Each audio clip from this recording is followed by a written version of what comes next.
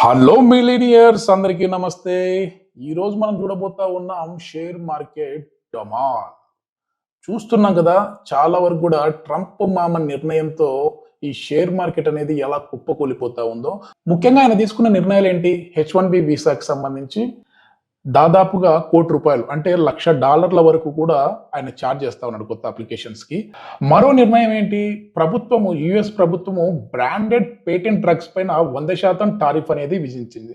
So దీనివల్ల ఏంటి? ముఖ్యంగా మనం చూస్తే ఐటీ సెక్టార్‌లో చాలా వరకు కూడా ఒడిదుడుకులు ఎదుర్కొంటున్నాము. అదేవిధంగా డ్రగ్ ఇండస్ట్రీ, ఫార్మా ఇండస్ట్రీకి సంబంధించి కూడా మనము ఎప్పుడు ఈ రేంజ్‌లో ఇక్కడ మనం గ్రాఫ్ చూస్తున్నాం కదా, ఈ రేంజ్‌లో ఉన్నవి ఇలా పడిపోతూ వస్తా ఉన్నాయి. సో మీరు ఇప్పుడు చేయాల్సిన ఫస్ట్ పని ఏంటంటే, గ్రాఫ్ పడిపోతుంది కదా, మన డబ్బులు తరిగిపోతున్నాయి కదా అని చెప్పేసేసి వెంటనే అమ్మేసుకోకండి. ఎందుకంటే చాలా వరకు కూడా ఇలాంటి సమయంలోనే పడిపోతున్నప్పుడు కొంటే అప్పుడు ఆదాయం వచ్చే విధంగా ఉంటది. సో అందరూ కొనేటప్పుడు మనం కొన్నామంటే పెరిగిపోతా ఉంటది. సో అందరూ అమ్మేటప్పుడు కావాలంటే కొంచెం స్టేబుల్ అయిన తర్వాత కొనండి.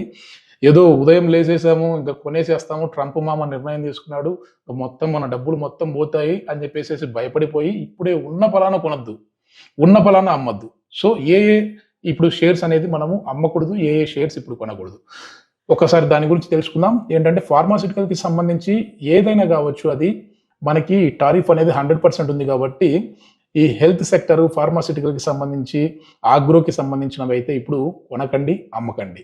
అదేవిధంగా ఐటీ సెక్టార్‌కి సంబంధించిన షేర్స్ కూడా ఇప్పుడు మీ దగ్గర ఆల్రెడీ కొని పెట్టారనుకోండి, ఏదైనా కావచ్చు అది. అంటే అరబిందో కావచ్చు, సిప్లా కావచ్చు, రెడ్డీస్ కావచ్చు, ఏదైనా కావచ్చు. ఇట్లాంటివన్నీ కొని పెట్టారంటే ఇప్పుడు డమాల్ అని పడిపోతున్నాయి కదా అని చెప్పేసేసి అమ్మేశారంటే మాత్రం చాలా లాస్‌లోకి వెళ్ళిపోయినట్టే. కాబట్టి ఇవన్నీ కూడా లాంగ్ టర్మ్ ఇన్వెస్ట్‌మెంట్. మనం పెట్టేటప్పుడు ఆలోచించుకుంటాం కదా, సో ఎక్కువ రోజులు ఉంచాలి, ఎక్కువ రోజులు ఉంచితేనే మనకు డబ్బులొస్తాయని చెప్పేసేసి. సో అట్లా లాంగ్ టర్మ్‌కైతే దీనిని చూసేసుకోండి. ఒక్కసారి మీకు మన గ్రాఫ్ చూద్దాము.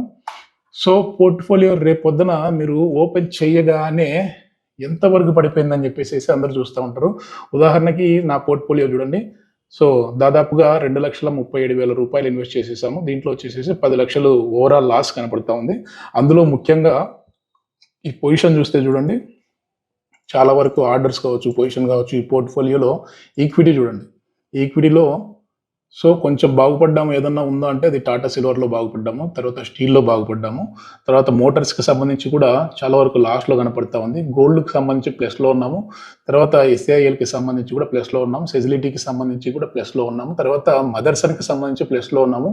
హెచ్‌డిఎఫ్‌సి అంటే బ్యాంక్ సెక్టర్‌కి సంబంధించి కొద్దిగా లాస్ కనపడతా ఉంది. తర్వాత కోరమండల్ అంటే చెప్పాను కదా ఇందాక మీకు, ఆగ్రో కెమికల్స్ అని చెప్పేసి, దీనికి సంబంధించి కూడా చాలా వరకు మైనస్ కనపడతా ఉంది.